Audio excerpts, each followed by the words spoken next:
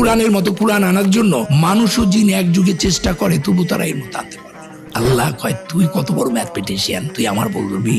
15 দিন নিজে মাতবুরি করে এই বানাইতে চাইছিলাম, আমি 15 ডেজের দিন অসুস্থ হয়ে গেছি।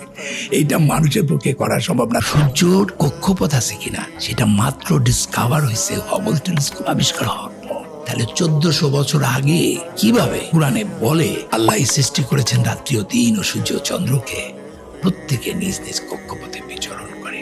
আল্লাহ একটা জায়গায় বলছেন, পৃথিবীতে বা ব্যক্তিগতভাবে তোমাদের যে বিপদ আপদ ঘটে তার লেখার পূর্বেই তা লেখা হয়, এই জন্য যে তোমরা যা হারিয়েছ তার জন্য বিমর্ষ না হও, আর যা তিনি দিয়েছেন তার জন্য খুশিতে উল্লসিত না হও।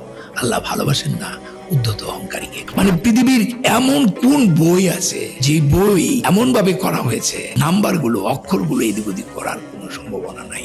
এটা কোনো মানুষের কাজ নয়। আমি চ্যালেঞ্জ করছি পৃথিবীর শ্রেষ্ঠ ম্যাথমেটিশিয়ানদের, ইউ কাম টু মি, আমি তোমার সাথে ম্যাথমেটিক্যালি বসতে চাই। কিভাবে একটি কুরআন এত সুন্দর ম্যাথমেটিক্যালি একটা মানুষ কি করতে পারে কিনা আমি চ্যালেঞ্জ করলাম।